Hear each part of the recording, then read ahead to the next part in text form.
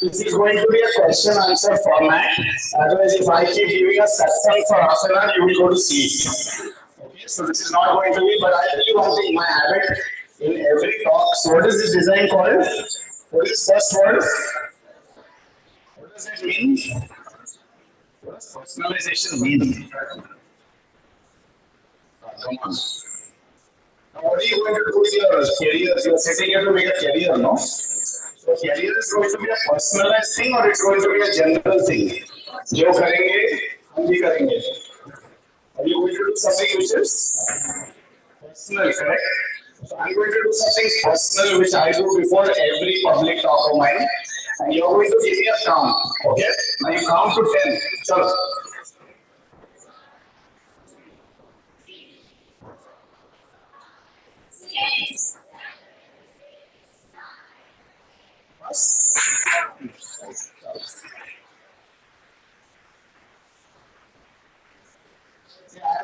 Instead of praying here and there, I do this and pray to my body only. Because finally, where is the real God? Mandir hai. If your body falls ill, you will go to another mandir. The real mandirs of today are in gyms. You go to a gym, you'll be healthy, right? That's my only last message on health for you. But more important, let's talk about personalization. What is more about personalization? What do you think each of you would want to do in your life? Influencer तो किसको नहीं बनना है इधर? कोई है क्या जिसको influencer नहीं बनना है? Everybody wants to be an influencer? Yes or no? Yes, good. Now, what is the meaning of the word influencer? See, this month I crossed 20 million views on Instagram. 20 million. Now you can clap for that.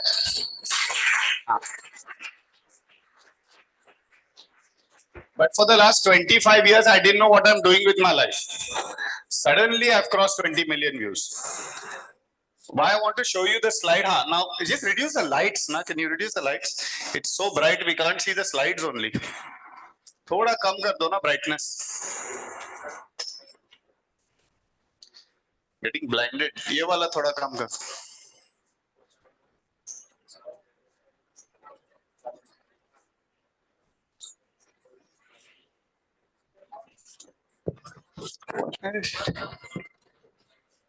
कमी करता है का पटकन बंदस करो हाथ तरी बंद कर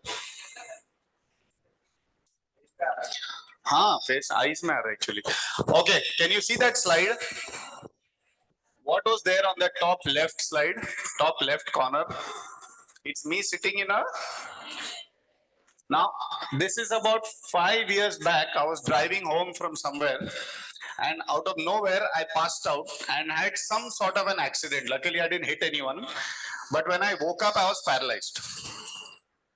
Luckily I had 1 or 2 employees of mine with me. They picked me up, took me to a hospital, and they realized in that CT scan MRI that my spinal cord is broken into 2 parts.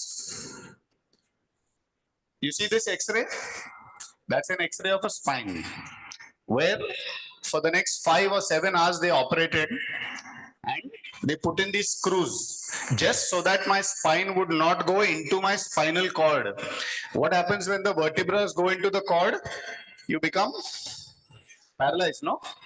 So luckily for me, I had a very, very good surgeon doctor team who operated for 5-6 hours, and within 2 months I was back again climbing mountains. Go back, 1 slide Sagar, 1 slide back.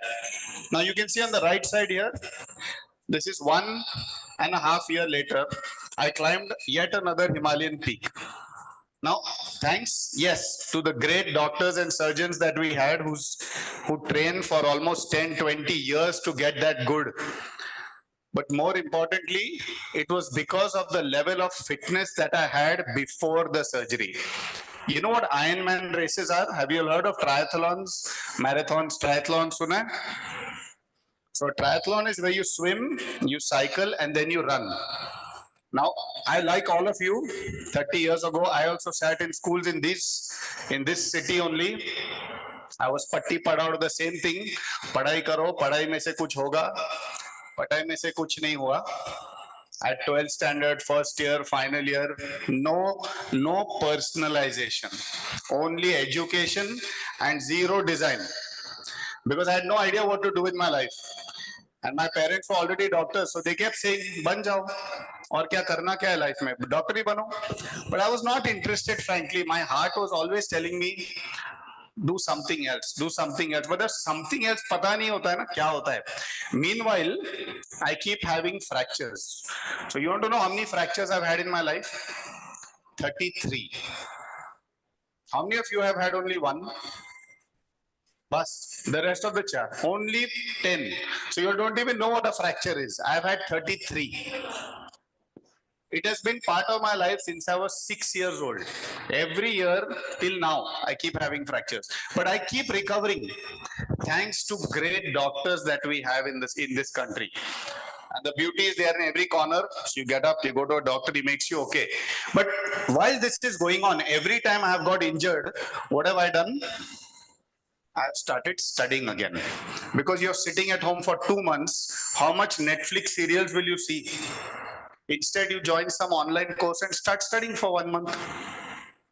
And when you study, that knowledge comes, you don't know what to do with the knowledge, you just read some books. But the best part is, once you come out of it, then you realize when you get back to work, that knowledge is now useful to do something else. All I'm telling you is education. This one of my psychiatrist uncle told me, when you are doing education, it seems like the most useless thing in the world. But 15 years later, when you will look back, you will realize how useful that thing is. But when you are doing it, you keep wondering, ये क्या करना है ये Pythagoras theorem का? ये क्या करना है ये सब sin theta, cos theta? It makes no sense. Forget trigonometry, nothing makes sense other than little bit of biology and a little bit of economics. Everything else, maybe history. We study so much Shivaji, here in Maharashtra, but you don't really understand.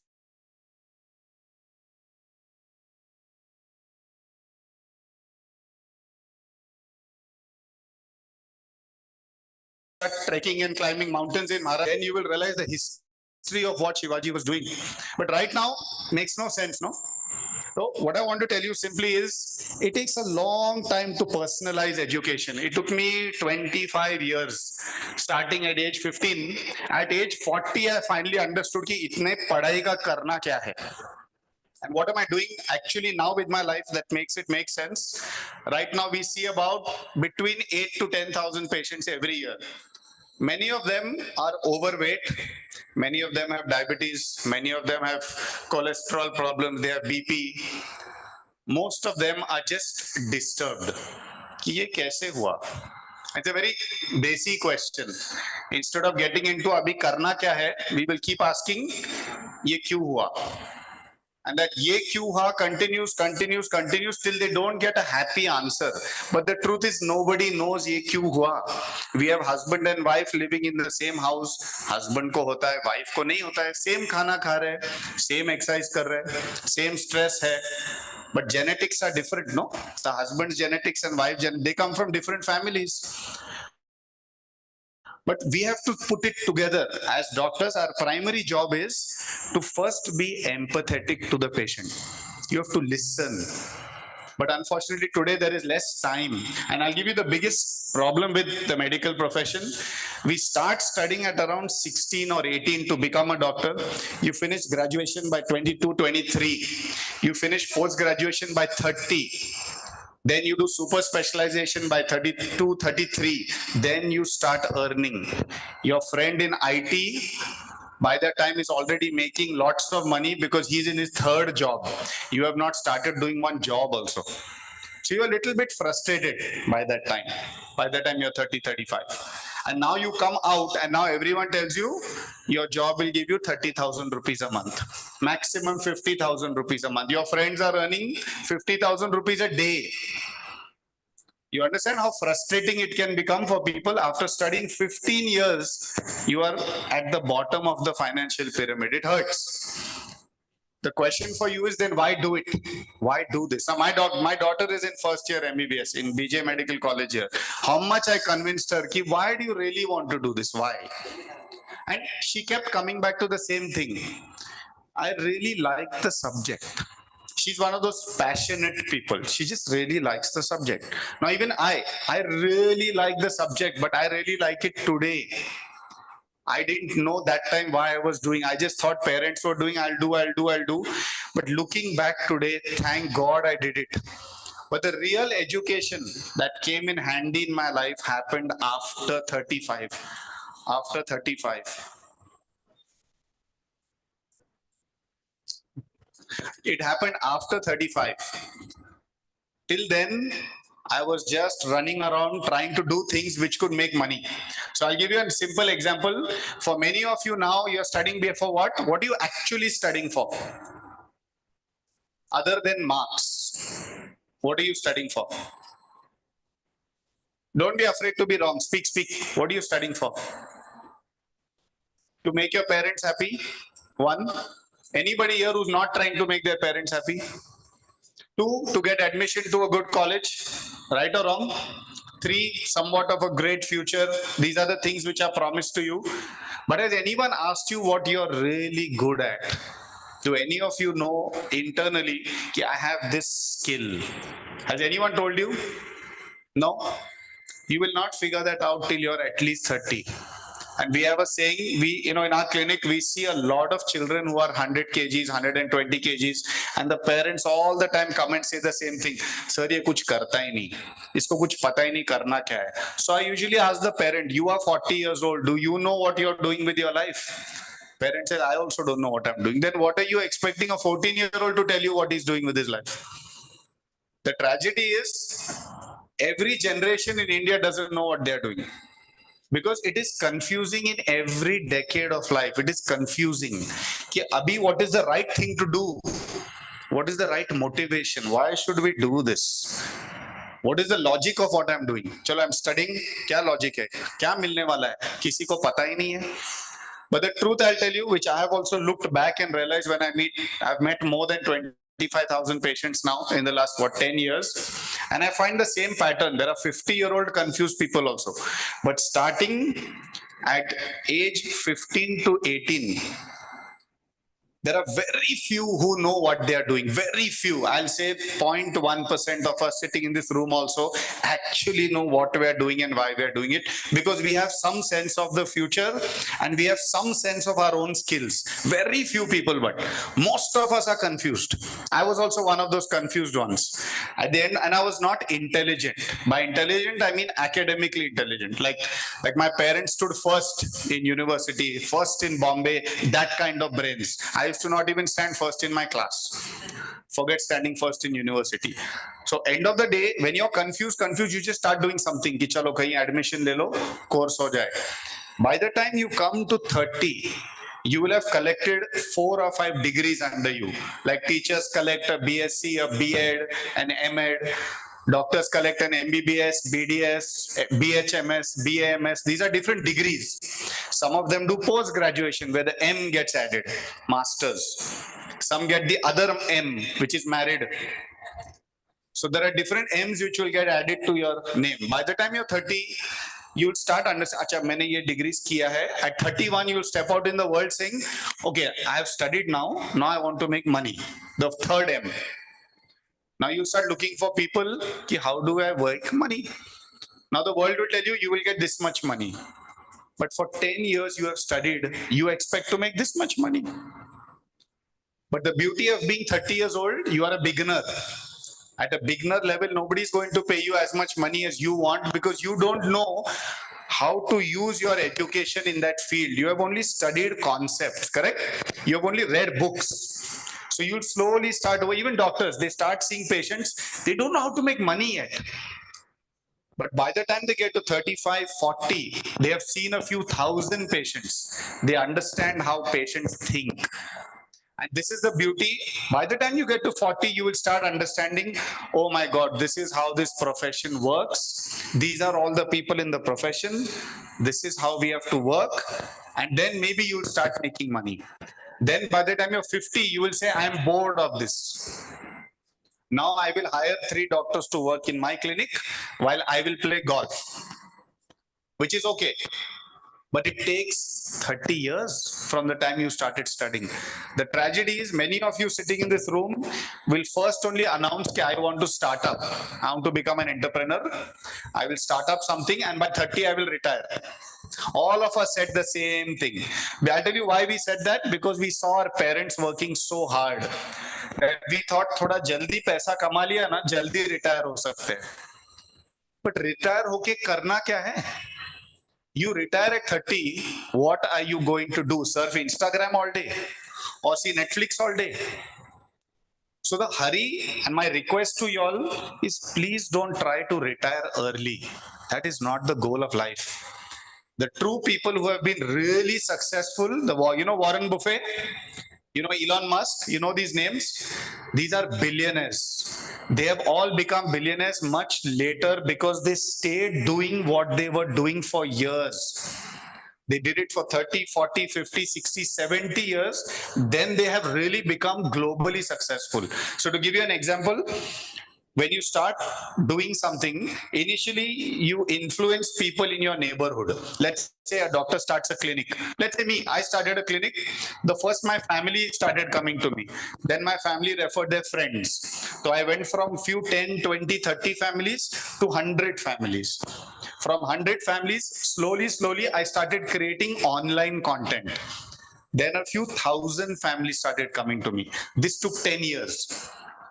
Once the 1,000 families was reached, now their Instagram account started getting activated with my content. Slowly from 1,000, we reached 10,000. And today we have 10 million. But how did this grow? It started from 10. The problem with most of you here today, you all think because you have chat GPTs of the world, you have someone to do that labor for you, you will start with 10 million. Nobody starts with 10 million. It's very hard. It takes a long time to understand ki customer ko kya chahiye. And if you really want to study that, I want all of you to understand one set of words called design thinking. Say it. Design. What is design thinking? When you walk into an American chain, whether it is Starbucks, McDonald's, KFC, Burger King, there is a process that they have already mapped for you. The customer will walk in like this. He will put his right hand, open the door, take this foot. What will he see first? He will first see all those cups kept for sale. Then he will say, oh, each cup is 2,000 rupees. I don't want. Then he will go right, go to the menu. He starts smelling the coffee. Slowly, he'll see so many people ordering. The girl behind the counter is always busy. She'll make you wait. In all that time, you'll have got the full scent of coffee. Then you'll say, okay, I'll have a cappuccino for 350 rupees. You'll go and sit in one corner and you'll have it. But the coffee gets cold within 10 minutes if you don't drink it. The AC is a particular temperature. The beauty is that entire experience in that coffee shop, they have thought the design. What happens in India, we are in such a hurry to service the large numbers. You go to a South Indian joint, Udupi joint, there is no experience over there. You enter the joint, you find a table yourself, the waiter will only come and ask, kya chahiye? You will say, meko ek dosa, ek medu vada aur ek filter coffee. He'll come and give it to you, he'll run off, he'll wipe the table in 2 seconds and it's over. And how much he charged you for all that? 200 rupees. What did Starbucks charge you? 350. What did they give you? See, the difference in how the American thinks and how we think is how much they think about the customer's experience. We are obsessed with ourselves and our service. Okay? Here, come fast. Take this. Take this. What do you want? What do you want? They are always thinking about the customer. So when I studied in Stanford, this was the course. We had to do a course. We had to design a prototype for, imagine we had a coffee shop. We had to imagine that a customer walks in the coffee shop, he sits at the table and his coffee is becoming cold in 15 minutes. How to keep his coffee warm. That was the lesson. And we had to take 1 month to design some way to keep that coffee warm. Now, how do you keep the coffee warm in a coffee shop where the AC temperature is 18 degrees? How? Any ideas? So one idea somebody gave us, we'll put a USB plate which will take heat from the laptop and keep the coffee warm. But those cups are not heatable cups. Those cups are styrofoam cups. They don't transmit heat. So somebody said, if he's a regular customer, we'll give him a ready-made mug. That mug will connect to a USB and it will stay warm. See, all the ideas started flowing. What was the question we asked? How do you keep the coffee warm for a customer? Now, most of us today are not thinking like this because we are not trained to think like this. We are trained to think, 1 घंटे में कितने coffee बेच सकते हैं. Each customer ka experience is not our job. It's just that I want to show today, what I want you to learn from my experience is just one thing. I am not intelligent like most of the toppers. That's why some scholars ko bahar nikalo. Scholars do things effortlessly. Actually, it looks effortless. You know Roger Federer, right? Roger Federer famously said ki it looks effortless, but there's a lot of effort. But their effort combined with their talent is very different from our effort when we have no talent. You understand? Some people have raw talent, like a Sachin Tendulkar, you know.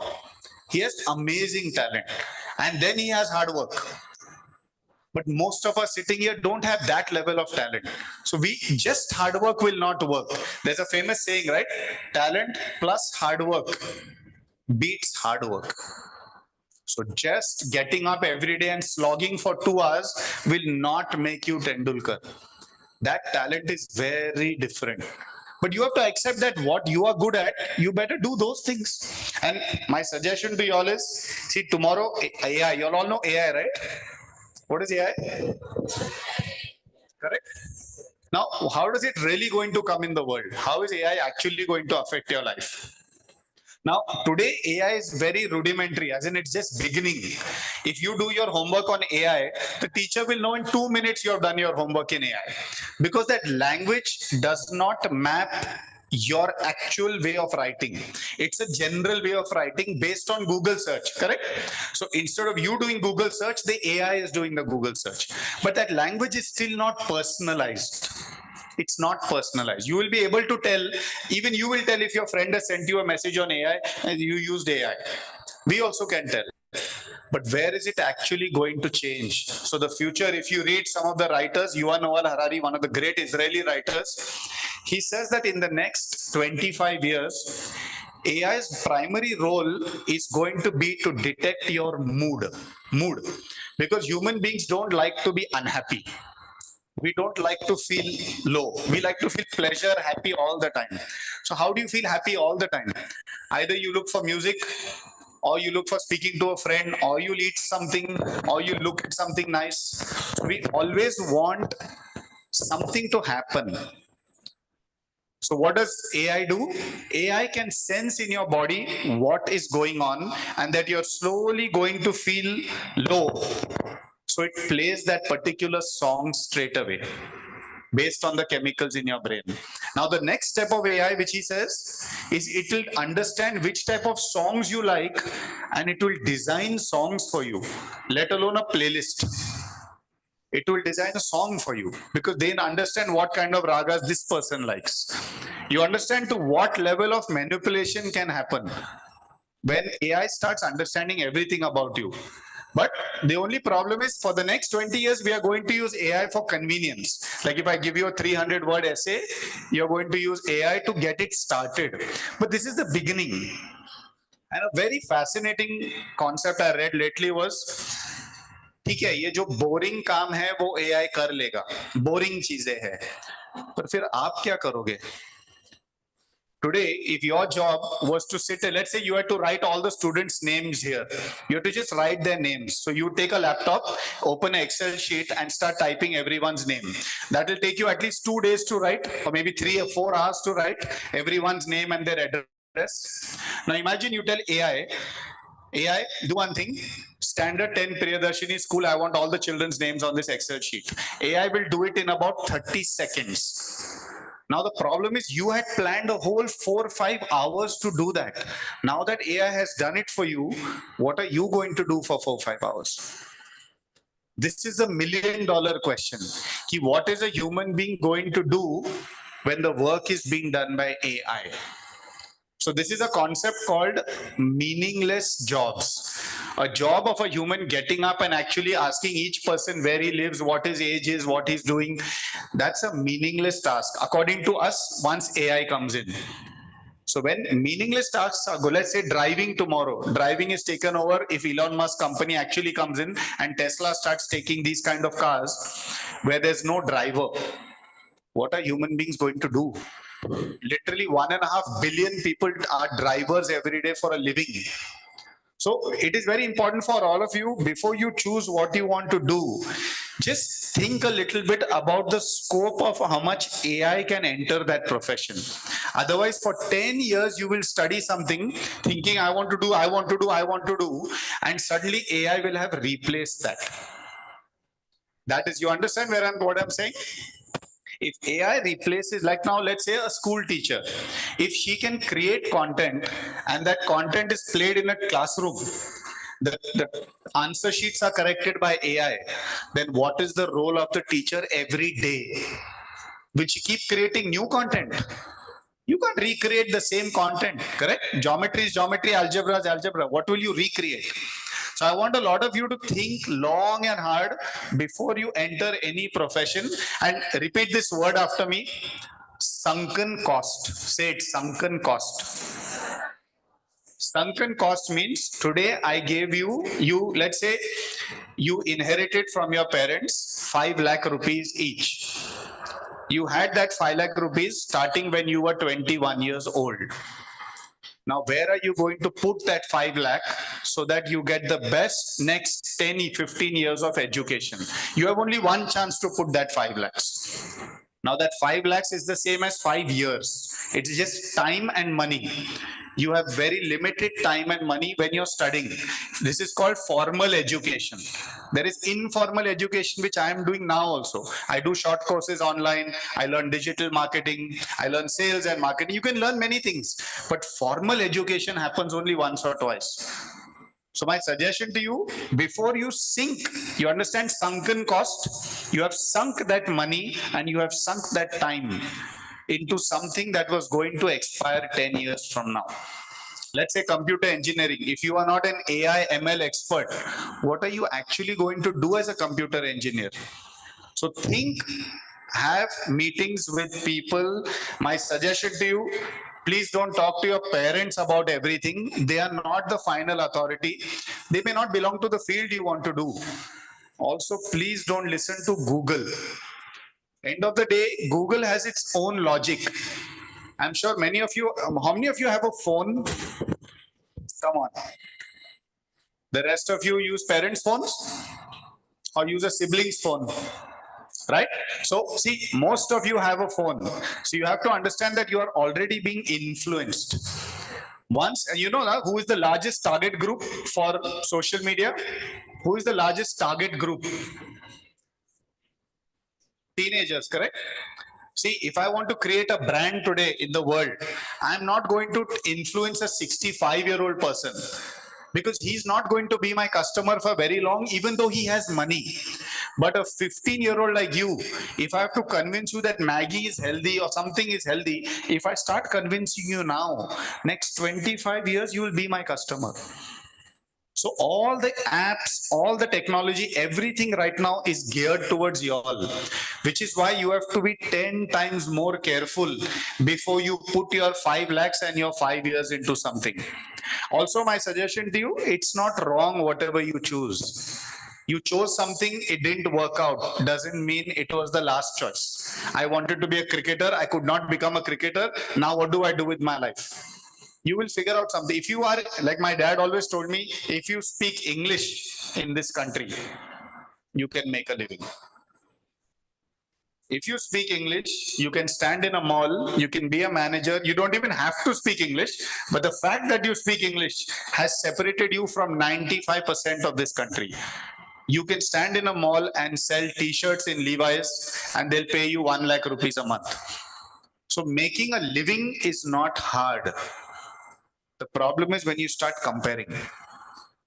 And when you compare to someone, or your parents have to tell people, oh, what he does is awesome. That is where we start going wrong, because we are always living up to our parents' expectations all the time. And I've seen Indians at 60 also still doing that. My parents should be proud. My parents should be proud. They are living their life. You have to move on with your life. Somewhere around 30, you will find that sensibility. Okay, now I know what I want to do. How to make money, you will still not know. You will still not know, because people who are sitting working for 40-year-olds, it is the 40-year-olds time to make money. The 30-year-old is working. Whatever you do in your 20s, please, I made this mistake, don't run after money. It's a very stupid thing to do, because the actual people making money are 20 years older than you, and you don't have the maturity, right? So why am I constantly speaking about money? Because the minute you get out of school, your first instinct is going to be how to make money so I can buy the stuff that the Instagram influencers are selling me. The amount of ads, you all get ads also, right? Like me, every third reel is an ad. And those ads have statistics. Every 18 times you see the ad, 19th time you will go to your parent and convince them that you need it, which is not wrong, but your parents haven't seen the ad and you don't have the money. So how are you going to buy it? But it will keep playing in your brain. It's just how it works as of today. Okay. Any questions? I can go on talking about other stuff, but we'll take some questions on the medical profession first. Okay. I'm sure some of you have prepared some. You have a mic? Yeah.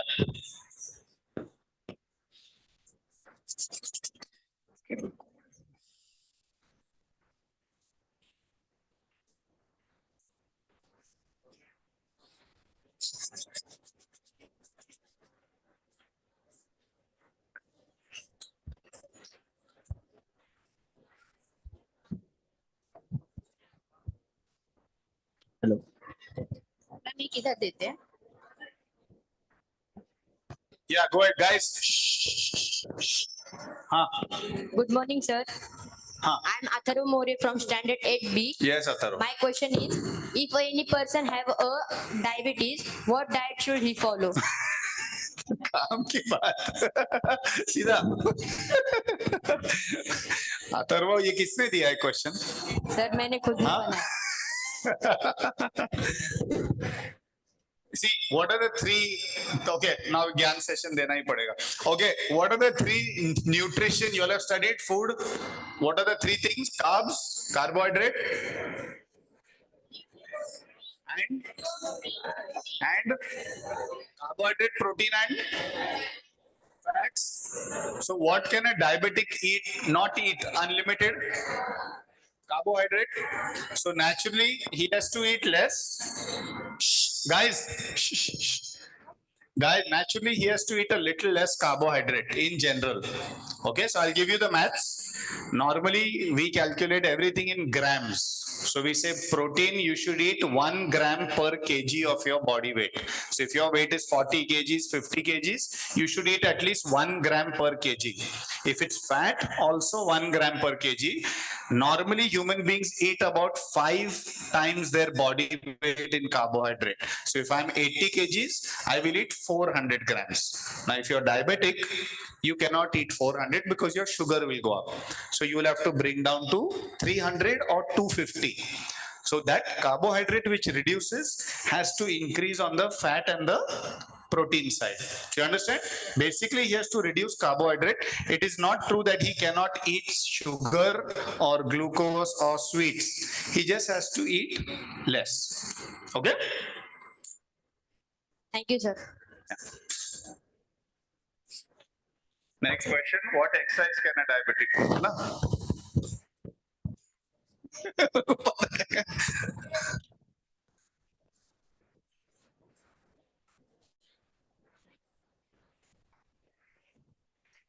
Standard. 10th standard asking about exercise, diet.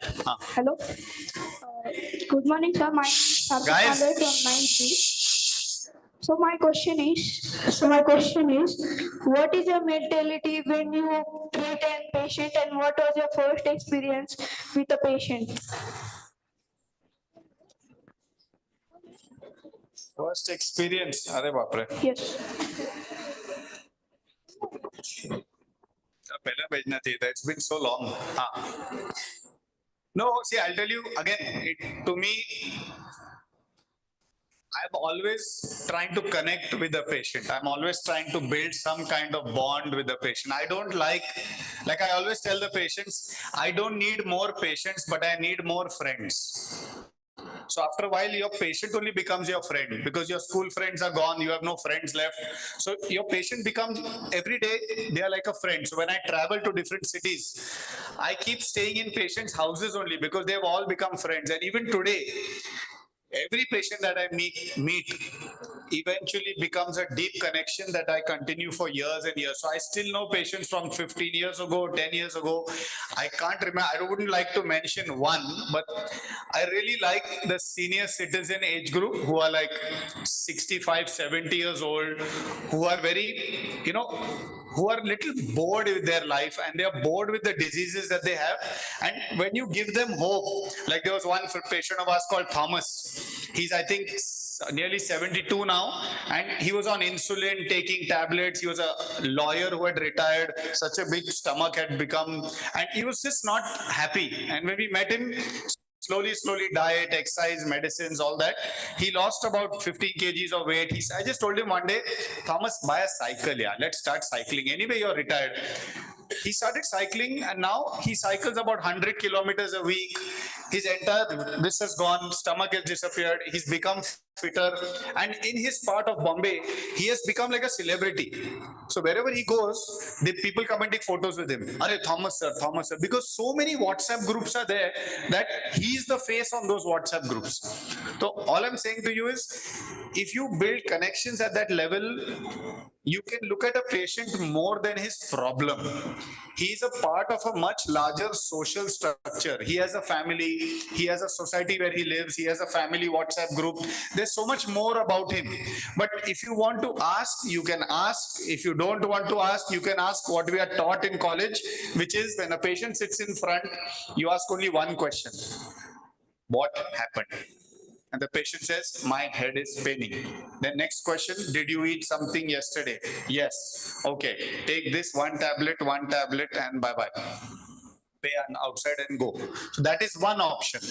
The other option is, from how many days is your head paining? And then that topic will lead into another social problem of his. And then you will get into much longer discussions for half an hour. And after that, he becomes your friend. So I have more than 10,000 friends like these now who started as patients. So I don't have only one, but this is one unique story I can remember. So I like this. Every city I go, I meet new people. Lately, I've started meeting people at airports. When I go to airports, people come and tell me, that we read this story. So when you become a content creator, you start making friends online on social media. So you've never met these people, but they write to you on Instagram, on Facebook, on different platforms. Okay, no, thanks. Thank you, sir. No questions from the girls? Girls are not allowed to ask me how to lose weight. It's too early for that. Some of the teachers can. Namaste, sir. My name is Sarah, and I wanted to know what is the meaning of pre-diabetes.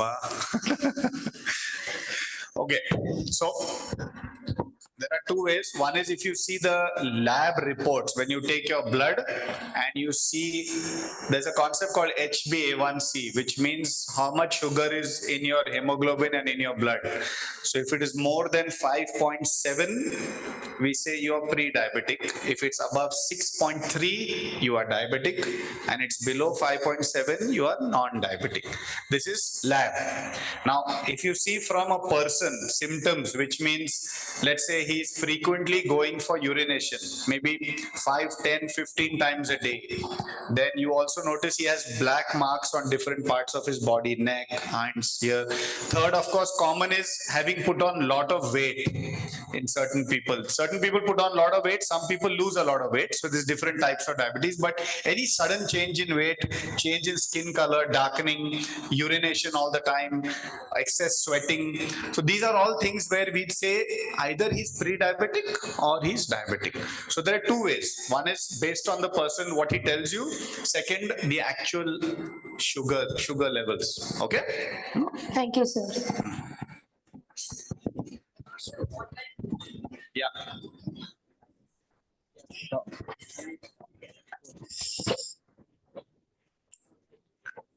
Go ahead, go ahead.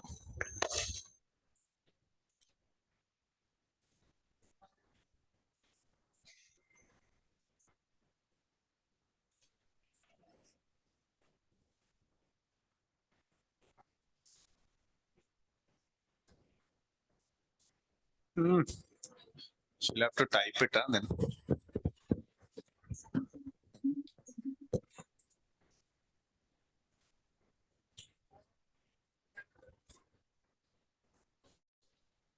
Typing करूँगा ना sir. Till then. हाँ? Yeah. Can you please take us to the spotlight? Any questions here till then? Yeah, go ahead. All the questions don't have to be diabetes and obesity. They won't ask. It's too early for them. Yeah, go ahead.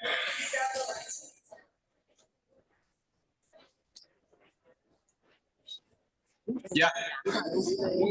Excuse me, sir. Yeah. Good morning, sir. Myself, Kshitija Gowde from Standard 10. So my question is that, imagine that you have to give a bad news about a patient's health. So how you will manage that situation? Yeah. So that I don't tend to be like, there's a concept called sugar coating. Sugar coating means if you're not done well in your exam, I can either keep telling you very politely, nicely, or I can tell you quickly, ki, look, you have failed. But then we can start talking about the future immediately. Most people don't want accurate things.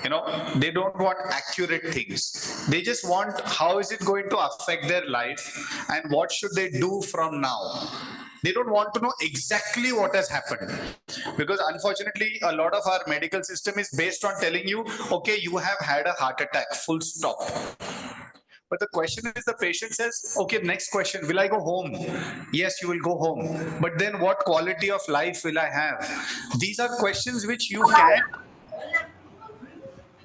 Hello, sir. Good morning, sir. Sir, am I audible? Yeah. All of Pune can hear you.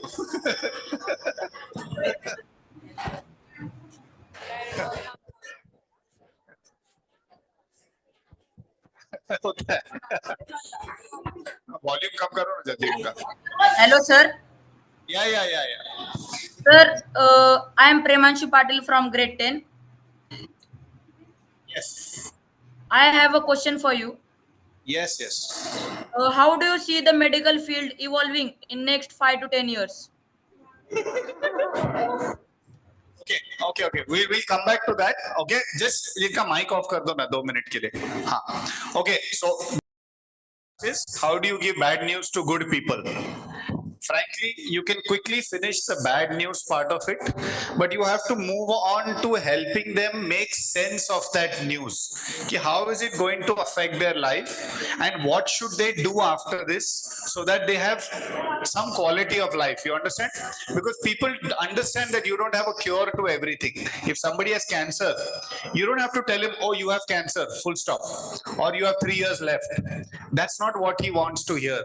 What he wants to hear is, okay, I have cancer. How many years do you think I have left? So you can say you may have 3, you may have 5, you may have 10. But the question is, what would you like to do in these 10 years? And these are the treatment options we have. So you help him understand what is available quickly. But then you move on to helping him deal with the emotional parts of it. Because finally, any disease is emotional. Logical is one part of it. The left brain is very logical. It understands, okay, I have diabetes, I'll take this tablet, understood. But then when he says, that means I cannot travel, I cannot eat at airports, I cannot eat vada pav, that's what he's thinking. But can you tell him, no, you can have one vada pav, you just can't have two. Suddenly he feels better. Oh, I can eat vada pav. Yeah, you can have. Can I not have cream roll? Can I not have meetha chai? You can have, but just have less. Have it thrice a week, twice a week. You understand? So you immediately buffer it with something positive. You don't immediately leave him like that. You know, abhi jao. Okay, it's a good Yes, question sir. though. It's a good question. Yeah. Yeah. What was that question? I bhul gaya. Good morning, Audible sir. question. Am I audible? Good morning, sir.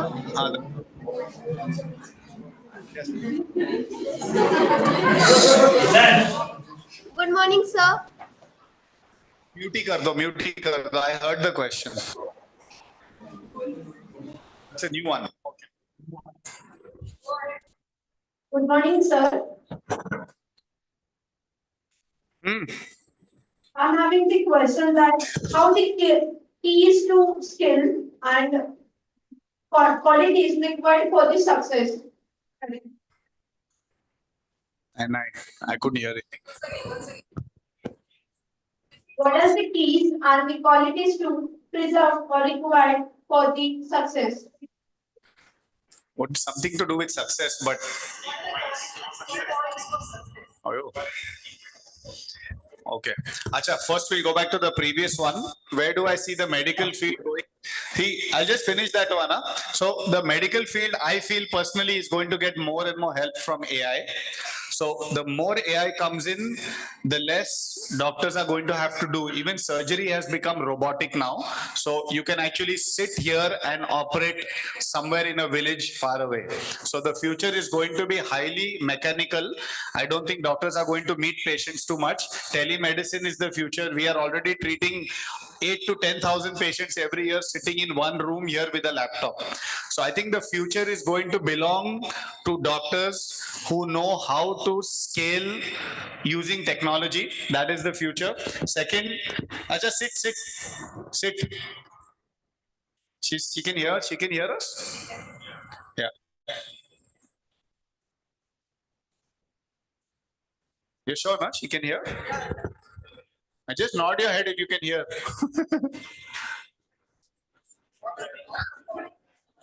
All are nodding here.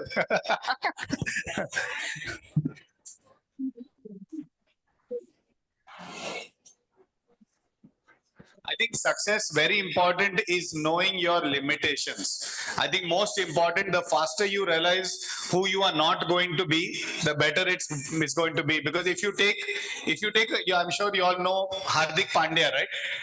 Now, if Hardik Pandya wakes up and says one day that I want to be as talented as Shubman Gill, he cannot be as talented as Shubman Gill. Have you seen Shubman playing? The style with which he plays, he's a different class of batsman. But a Pandya is an all-rounder. He has to settle down with being an all-rounder. If he spends his entire life saying, no, but I want to be an opening batsman, or worse, I want to become Virat Kohli. Even if he spends 20 hours a day in the nets, is he going to become Virat Kohli? No. But can he be happy as Hardik Pandya? So I think the faster we realize where we belong in terms of talent and a little bit in terms of destiny, I think the faster you make peace with that, you really calm down. I think that is the number one key to success. Forget other things like hard work, conscience, that all you will do. But the most important thing is just accept your own limitations. Don't try. Like I meet so many children nowadays whose parents come and tell me, oh, he's going to be a badminton player. He's going to be a swimmer. An average swimmer in the Olympics is 6'6". 6'6". Average basketball players are 6'8". Which Indian is going to actually win a swimming medal when our average height is 5'7", 5'8"? You're wasting your time trying to become a swimmer. There's nothing wrong being a recreational swimmer, which is I like swimming, I'm going to swim. Saturday, Sunday, I'll swim. Okay.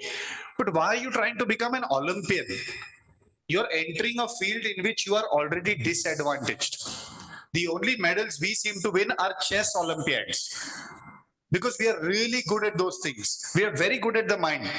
But the minute you put physical, Indians are not so easily built. Yeah, in a billion, we'll find one Neeraj Chopra, which is okay. But other than that, it's not so easy. You need that raw talent. Even the Chinese don't have it with 1.4 billion. They also don't have it. Because there are certain parts of the world that are better at certain things. Certain parts of America are better at certain things. Everybody is not good at everything. The problem for most of us Indians is we are still trying to be as good as others in certain things. We should just do what we are really good at. For that, each of us has to find or agree that अच्छा मैं 100-meter sprinter नहीं बनने वाला हूँ. मेरा timing 13 second है. Usain bolt 9.5 second में भागता है. Calm down and stop wasting your time. Instead, do something else which you may have a chance at. You understand, all of you? First step in success is know your limitations. Say the word. I'm not telling you you are a limited person, that you cannot do anything you want to. That is not what I'm saying. I'm just saying settle down. Otherwise, for 10 years, from 20 to 30, you will have run someone else's race. Like most IITians, when they pass out, they realize, हमको तो IIT करना ही नहीं था. Because at 30, they realize they are very good at something else. But they have already blown up that. What have they blown up? Which, what did I call it? Sunken cost. That period of their life is gone. They were living it because their parents told them, go to this academy, you'll get IIT, then your life will be set. Okay, his life is set, but he doesn't want to live that life. He wants to become a photographer or whatever. And he'll be a damn good photographer. It's just that the IIT will make more money than him in the short term, right? The photographer will make money when he's late 30, late 40. But that's what he was meant to do. My only suggestion to you is success takes a lot of time. If you try and beat everybody else that I will get to my success faster, everybody is trying to do the same thing. Yeah? It's not going to happen, okay? And please don't link success to intelligence. These two things are not linked at all. Some of the most successful people are not very intelligent. They are very monotonous. They get up and like robots do the same thing every day. You know, story of Sachin Tendulkar, when he was in the nets one day, somebody asked him, what do you go to the nets for? 20 years you have been playing cricket like a professional. You know, nets, people who need practice, right? So you go and practice your straight drive, you practice your cover drive. So they asked him, ye nets mein karte kya ho tum? So he said, the only reason I go to the nets is not to perfect the shot. It's just when I hit the ball perfectly, no, there is a particular sound which comes when I hit it. That sound I can hear only in the nets. In the ground, there are thousands of people. There's so much music. I cannot hear that sound. And as an athlete, as a batsman, I live only for that sound. So I love going and hitting a ball perfectly. I don't care about all that noise. See, he has brought his art down to that level. It is just about that. Like for me also, when I meet a patient and I can motivate him that little bit because they come to me disturbed. Yeah, we can write medicines and all, but when they feel that moment of connection where sir actually cares what I'm saying, he's heard what I'm saying, and he's told me something which is unique for me, like personalized, then I tell him, okay, go. Then the patient goes and does. He's happy. So there's a famous saying, people don't care what you gave them, they only care how you made them feel. If you made someone feel better than when he met you, he will never forget you. That is what whole Instagram is based on. It's just reels making you feel better about yourself, or worse in some situation. So success for me is very simple, is bringing your art, whatever you have chosen to do, to a very small thing that you really like to do, but you will do it every single day. Like a teacher may really like to teach, but teaching is very broad. It's a very broad thing. You stand in a class and you teach. That's too big. What do you really like about teaching? Is it a weaker child suddenly feeling, oh, I can do this? Or is it a brilliant child exceeding his own performance? What is it? What is it that really motivates you as a teacher? But till you don't find that real internal motivator, till that time, according to me, you can cover up with as much money as you like, but you're not actually successful.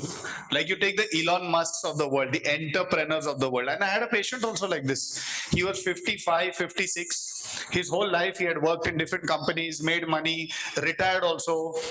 But he was very bored. Diabetes ho gaya, ye ho gaya, wo. He came and met us. He said, "Sir, I'll do all this. मैं कर लूँगा diet, etc. But मैं bore हो गया हूँ life में." So then I asked him, "Yaar, let's do something." So one day he said, "Kya karu?" I said, "Chal, let's start going to the gym. Let's start cycling." He started doing both things.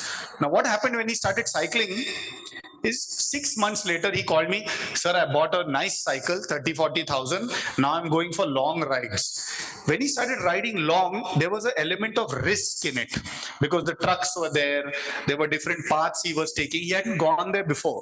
And one day it dawned on him that he likes to take risk. As a person, he's a risk taker. For 30 years, he hadn't taken risk because he used to go to work, get a paycheck and come home. First time he took risk, he said, "Oh, this is what I like." At 55 now, he has formed 2 companies. At 55, he's now written 3 books. Where did it all start? From that one cycling that he started doing. So that inspiration came from there. But what was his instinct? Risk taking. So each of us has one internal instinct, which only when we reach down there, that is when you are actually successful. Otherwise, you can keep coloring it with anything you want, whatever crayons you want to draw, you draw. But only when you reach that point, to me, sorry, but you're actually successful. Okay? Yeah. Good morning, sir.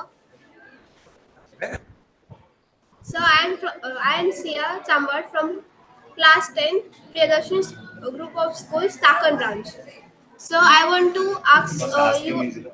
Am I audible? So am I audible?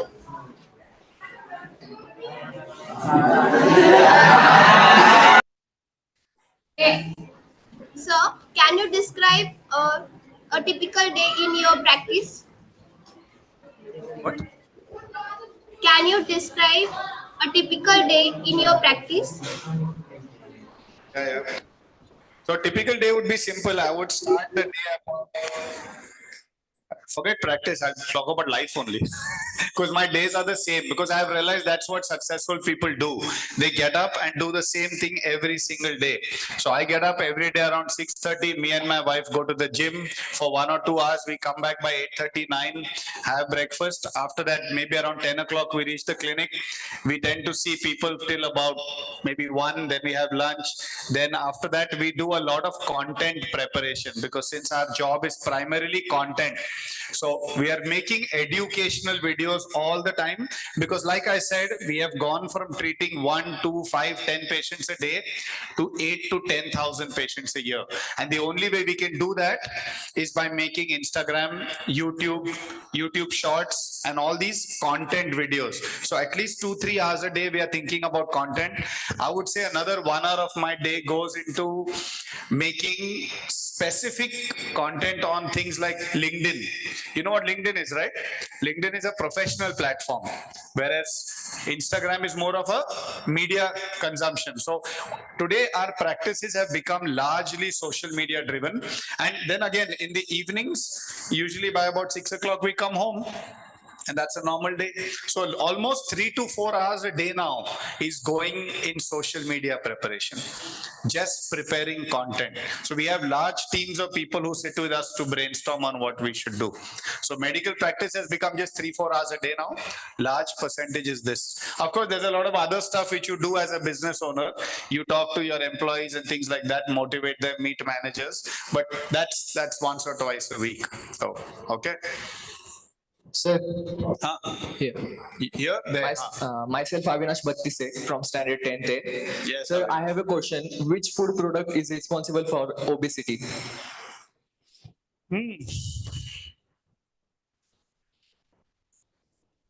Oh, we love, this is in India, we love calling this the one source problem. One thing causes all the problem. There is no one thing. There are many things. It's not just Pepsi or Coke. It's not just burgers. You can eat too much rice and dal and also become obese. So end of the day, there's a thing called nutrition, and there are foods that have zero nutrition. So as long as you eat foods that contain some kind of energy or nutrition value, like vitamin A, B, C, D, you eat more of those and less of the non-nutritive foods. Things like, we'll just call them junk for lack of better word, but junk food is basically a food that has no nutritive value. It's filled only with chemical, and that chemical is built to drive taste. So you get that electric sensation on your tongue when you have those foods. So the more of those foods you have, which are only taste and zero nutrition, the larger chance of obesity. You understand? So take any food, if it tastes very good, chances are its nutritive value is lower. Okay, so understand, it's not that you guys should not have junk food. This is your age, next 10 years, enjoy it. But if you start having more junk than nutritive food, your body will get used to it. And then as you get older, you will need more and more of it. So all I'm suggesting to you all is, see, we all had, I must have had 5,000 Maggies when I was young. I used to play tennis, I used to go for swimming, come home and eat Maggie only. So thousands and thousands of Maggies, liters of Pepsi and Coke. But after a certain age, slowly, I started shifting to nutrition rather than taste. Slowly. So if you all can slowly do that, just be aware in a week, how much of the junk are you getting? 2-3 times a week is not a problem. See, Maggie has basically no nutrition, but is huge on taste. Okay, so you have to understand that. Just learn to separate the two. Okay. Yes, sir. Thank you. Excuse me, sir. Yeah.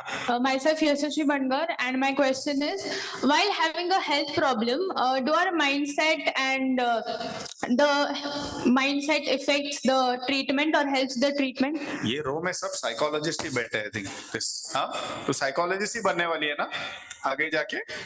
How many of you want to be doctors, by the way? My God, that's a lot of hands. How many of you will end up becoming engineers, by the way? Right.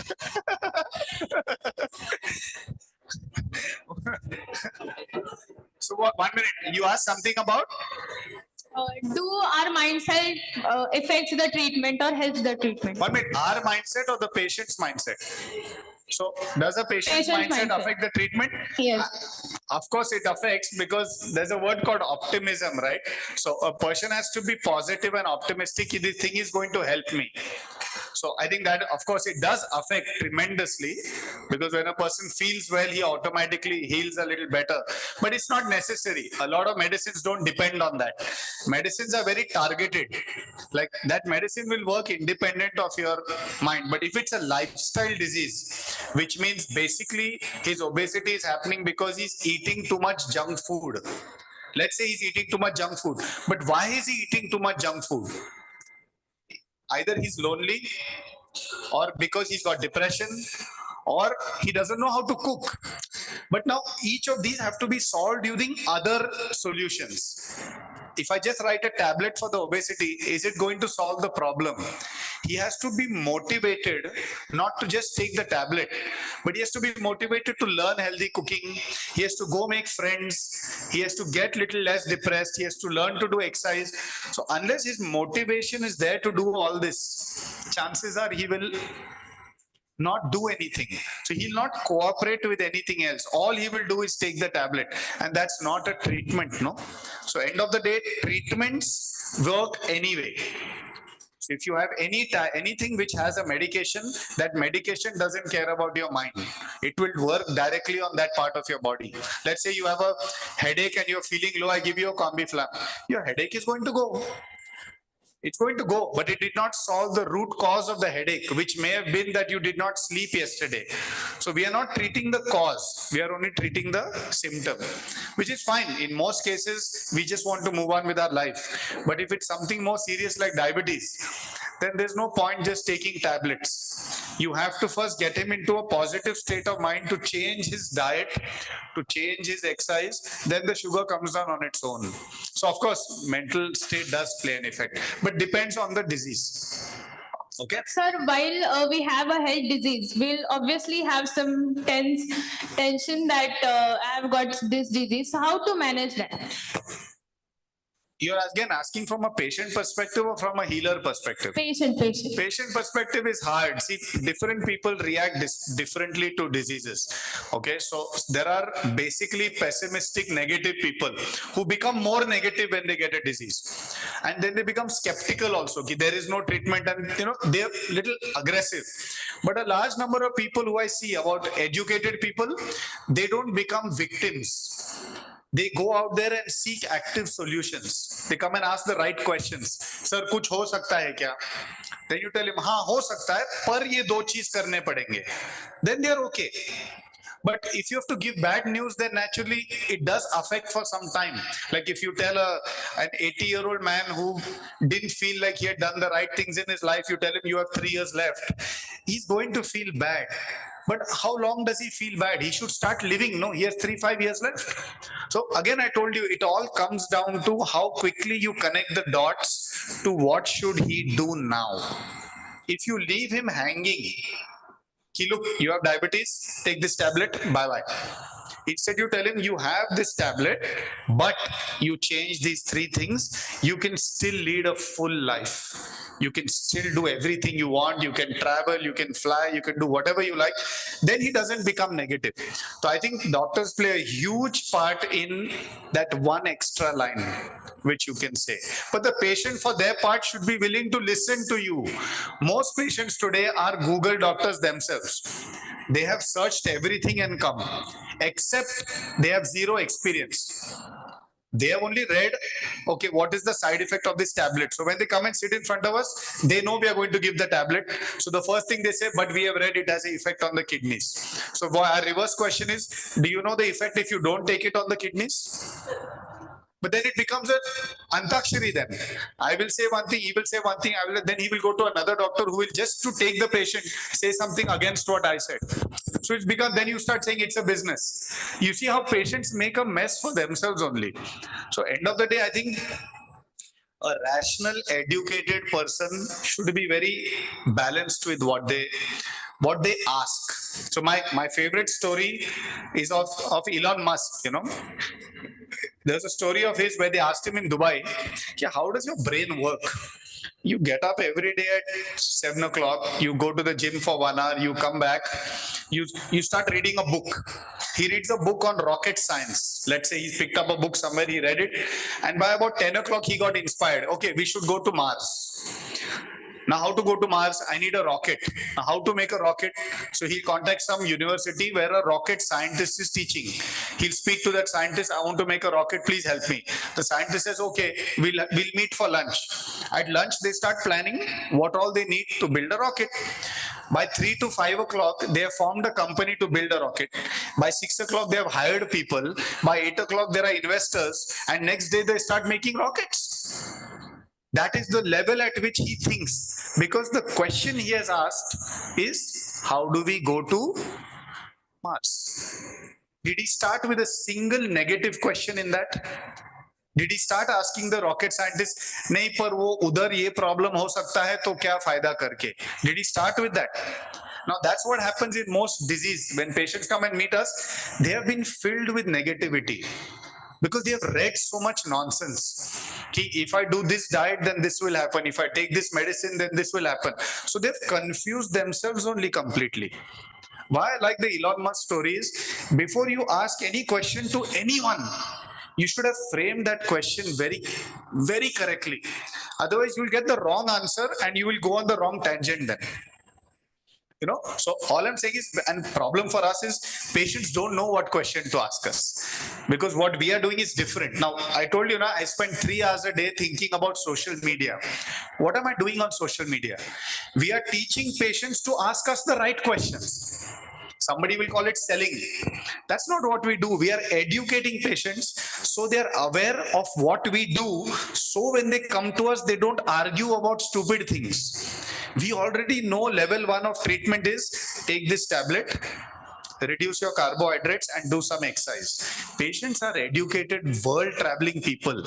They know all this. What he's asking you is there anything more than this? So for that, you have to educate him. Now, some people in every profession take that stand. Okay, I will educate patients. Some are working at a level where I just want to give the tablet, take the money, fine. Nobody's right and nobody's wrong. But I think eventually you find your level. So, like you said, the mind part is there, but the patient doesn't know what to ask. He doesn't know. So, have you taught him what to ask you? How will you teach him? All that in 10 minutes consult you cannot do. Otherwise, you start arguing. The best thing to do is to tell him, see, I have shot this YouTube video.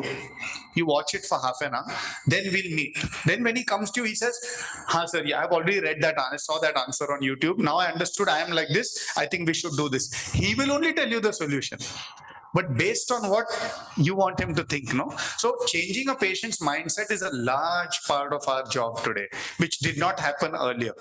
Okay, it's a good question though. Thank you, sir. So good morning, sir. Huh? Sir, I'm Ajay Mate from Standard 10. Sir, I've heard that the typical Indian diet is unhealthy, that it just contains carbohydrates and fat and is very less in protein. So what are your thoughts on this? Is it true or just a misconception? No, it is definitely true. And the Indian vegetarian diet is very deficient of protein, not the Indian non-vegetarian diet. Okay, so our vegetarian diets are low, and there's a reason for it. See, in post-independence, 1950s, 1960s, we had to feed 1 billion people. So we launched what is called the green revolution, the wheat revolution. And wheat and rice was grown all over the country, and we had to build this country. So we had to dig holes, build bridges, build buildings. For that, we needed carbohydrate as a fuel. So basically the labor economy, which was doing physical labor, needed carbohydrates only. But the question is, now in the last 15 years, we have gone from a labor economy to an intellectual economy. Now we use laptops and build softwares. We build technologies. We are not building that many bridges in this strata of society. You understand? So there's nothing wrong with what we were doing. And carbohydrates are very cheap. Any rice, wheat costs 50-60 rupees a kg. A poor man will eat that. But a person whose income is above 50,000-80,000 rupees a month, he can start affording 500 rupees of chicken, mutton, fish every day. So it's expensive to buy protein. Although we need less of it, but it's still expensive. So when an Indian family starts spending 25,000 rupees on protein every month, their income has to be that high. You understand? So now in the last 10 years that has happened. The problem is we have still not outgrown the carbohydrate. We are still eating the carbs. We have to learn, like the Southeast Asian, the Japanese, the Chinese. You go there, they are all lean and fit. I was in Malaysia last month. I saw how they were eating in a mall. Same food mall, we also have food mall. The difference is they eat carbohydrate in a bowl. All their foods, the carbohydrate, either it's a noodle or it's rice, but it is in a bowl. The protein is in the plate, because they can pay more for it. What are we still doing? Putting carbohydrate and protein in a. So this shift, we will put dal in this much bowl and take this much rice till it becomes a mountain. This habit was good when we were doing physical labor. Now we have to shift to protein on a plate and carbs in a bowl. It will cost more, but we have to learn. So it's not that the Indian diet is bad, it's the portion which was wrong, the carb and protein proportion. Okay, even our fats are healthy. See, just to add to your question, there's a thing called blue zones. I want all of you to go home and Google blue zones. These are places in the world where people live to 100 years of age. So there's Okinawa, Japan, there are places in US, there's Scandinavia. No Indian part is a blue zone right now. But we will become one slowly. But only those people will reach 100, those who take care of themselves. So we are also going to become a blue zone, but hopefully not eating tablets. That will only happen if we learn to eat a little more protein and a little less carbohydrate. Okay, nothing wrong with our diet. We just have to eat a little less rice and a little less roti. Okay? Thank you, sir. Excuse me, sir. Good morning, sir. Hello, sir.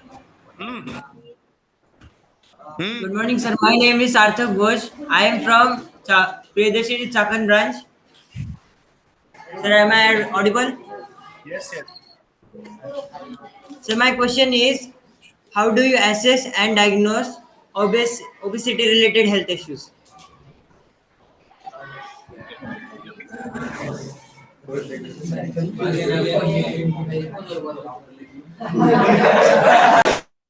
Yeah. So obesity in Indians is not the same as obesity in Africans or Americans. They have very large bodies. Indians are what is called thin fat Indians. We look thin, but we are very fat here. What is this called? Yes. इसको क्या कहते हैं? What fat is this? Belly fat is also called Madhya Pradesh. So, जिनका मध्य प्रदेश बड़ा हुआ है, that is the only See, Madhya Pradesh only happens because you use too much of Uttar Pradesh. Okay. Acha, guys, shh, let us answer him, yeah. Shh, shh. Don't start looking at each other's Madhya Pradesh. He doesn't have only, and he's asking. See, it's not very difficult to diagnose obesity in India. If your Madhya Pradesh is starting to increase, it means there is a chance of obesity happening with you. Okay, there is nothing else to get into. Also, remember one thing: whatever weight you all reach at around 20-25 years of age. Okay, guys. Whatever weight you reach in the next 10 years at 25, whatever your weight is, you should not increase that weight plus GST. You understand? What is GST? How much is GST percent? 18%, no?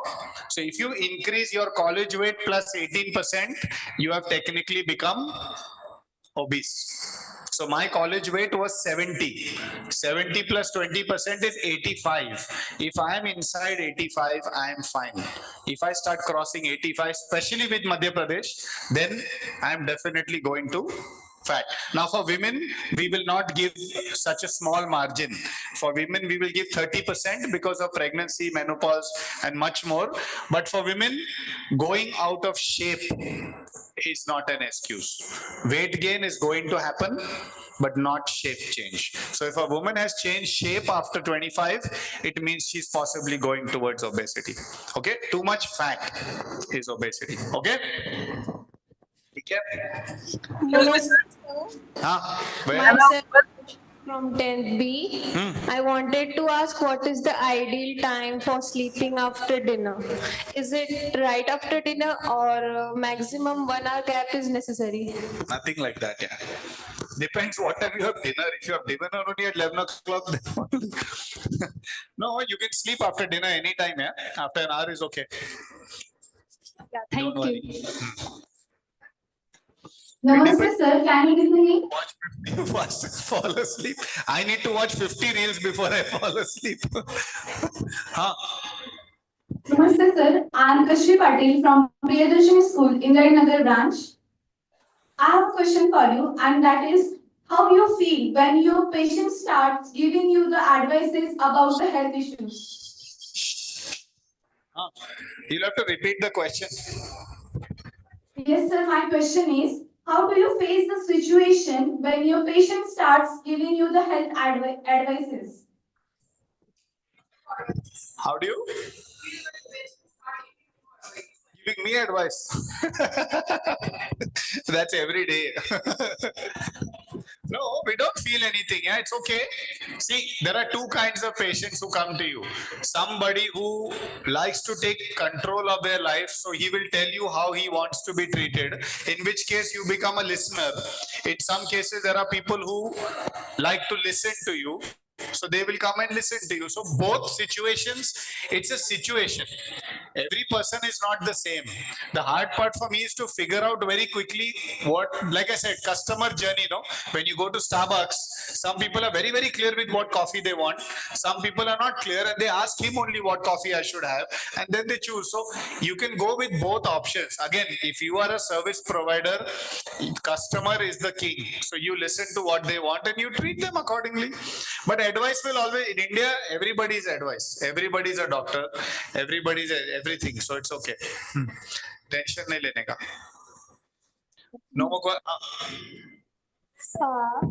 Good morning, sir. My name is Avnish from 9th A.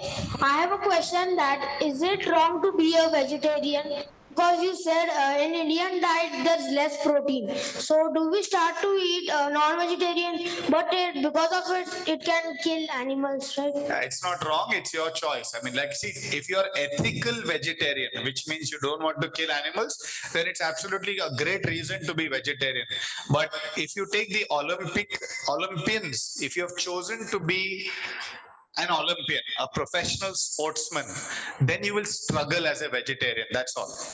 Okay. See, a horse is a great runner. He climbs mountains. A horse does it all, and a horse eats grass.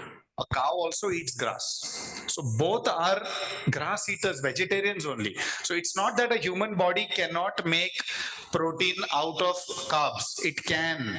But the thing is, there are essential amino acids which the body cannot make, which are most easily got from animal source. But that cannot be said that you can't have a protein powder and get it. So the most vegetarian athletes I meet, they consume a lot of protein powders, which is also fine. Just like I said, accept the limitations of your belief. If you believe that you want to be vegetarian for ethical reasons, then accept that becoming an athlete is a little harder. That's all. But if you don't want to be an athlete, you can very well manage with the paneer, with dairy, with vegetarian soya, tofu, dry fruits, dals. You can manage with that. It's not necessary that you, but don't eat too much carbohydrate just because you're vegetarian, no? Because a non-vegetarian will eat more protein, less carbs. You will not get so much protein, so you'll keep eating more carbs. Like a horse eats so much grass, right? So that's the problem. You know, it's not that it's good or bad for you. My bigger problem with us is we do less exercise, the vegetarians, because they tend to eat more and more carbs and they feel sleepy. So all I'm saying is whatever you believe, you follow it, but accept the limitations of it. Like Neeraj Chopra in one reel I saw, he turned vegetarian about 3-4 years back. He said he lost about 5 meters on the throw.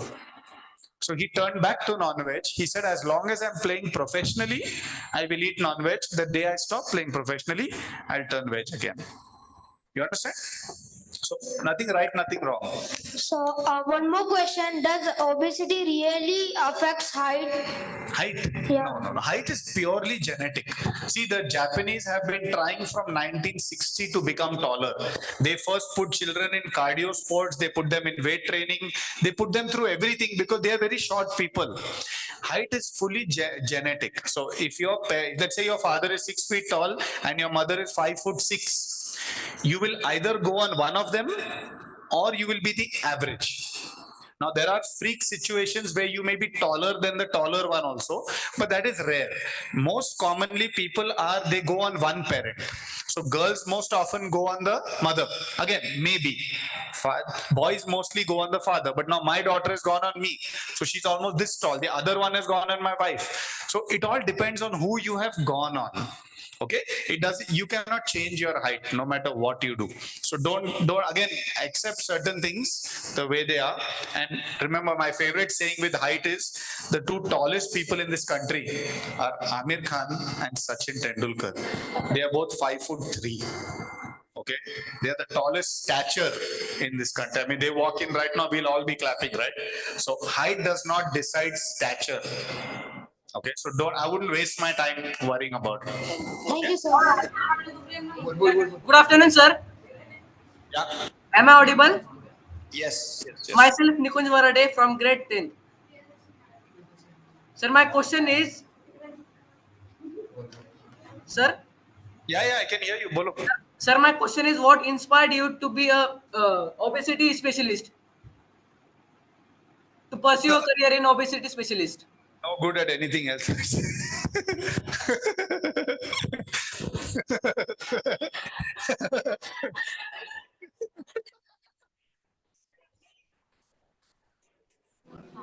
Good afternoon, sir.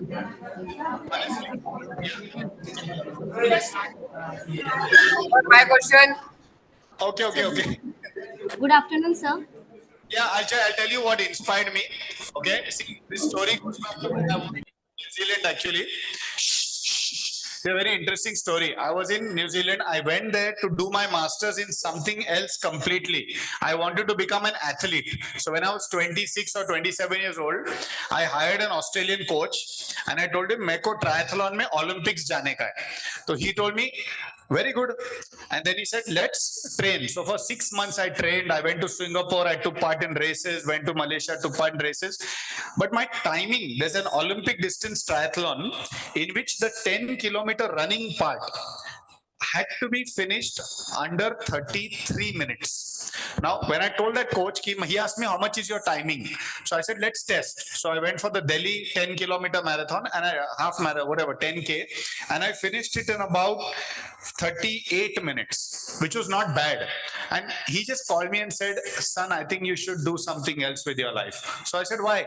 He said, look, the average Olympian who runs a 10-kilometer triathlon does it in 32 minutes. Your timing is 38. This 6 minutes gap, you don't have the talent for. So if you want to do it as a fun thing, you do it as a fun thing. Don't try to do it as a profession. It was very good advice. I immediately I said, since I cannot do it, I'll try to teach it. I'll go and research it. So I went to do my master's. Now I met my guide over there. The guide was a 60-year-old guy who told me, son, you are not built to be a coach because you have too much brain here. Coaches are very fixed people. They are very sporty people. You will use too much intelligence in this. I think you should stick to being a doctor. So I said, okay, so how do I blend it then? But I want to be a sports only.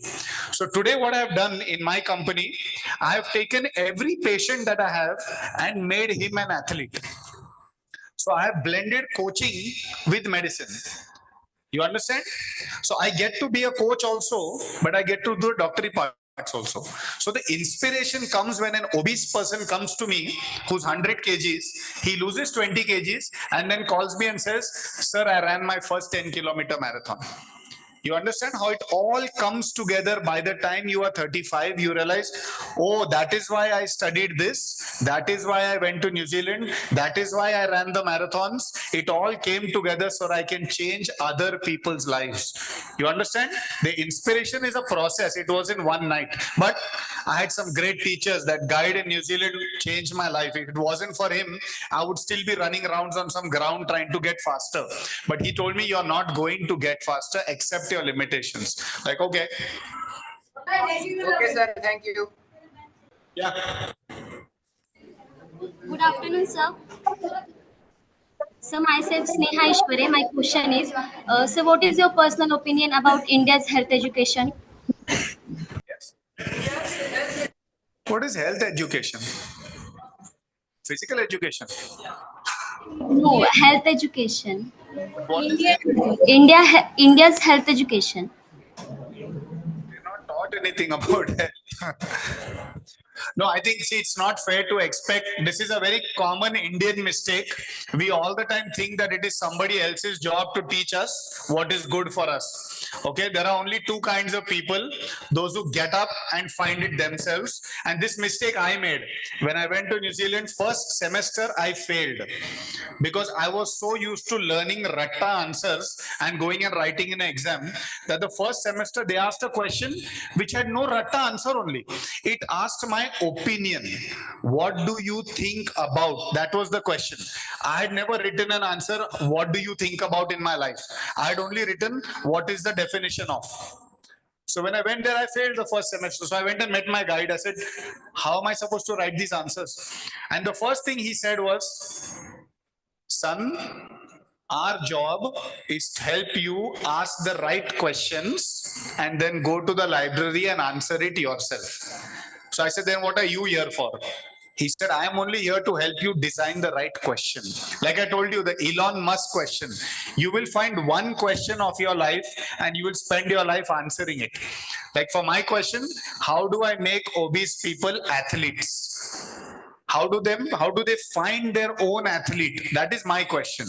Each of you has to design your own question for your life. This is called a PhD question. When you do masters, you have to ask a research question.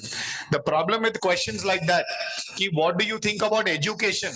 Education has nothing to do. It is nobody's job. Eating junk food or good or bad, you need to learn in a textbook. Or how many of you think Pepsi's taste is good for you? Nobody. These are stupid questions that we only Indians have this habit. We expect किसी ने मुझे बताया नहीं. अरे बताने की जरूरत ही क्या है? बाकी सब गूगल कर रहे हो, ये भी गूगल कर लो ना. पर ये हमें गूगल करना नहीं है, क्योंकि वो फिर सुनना पड़ेगा ना. फिर खुद को बुरा लगेगा. उससे अच्छा blame it on someone else. My school didn't teach me. It is not your school's job to teach you. Last message I'm giving you, if you want to be the best version of yourself, learn to ask the right questions to the right people. The homework that you do, you will get only 1 or 2 opportunities to meet truly incredible people. If you have done your homework and you ask the right question at the right time and listen to the answer, then your life will change. If you ask the wrong question and have already decided what answer you want, then your life will remain the same. Understood? Now do this. All of you, fast. Fast. Yeah, put your hand up. Now clap. Clap like this 10 times.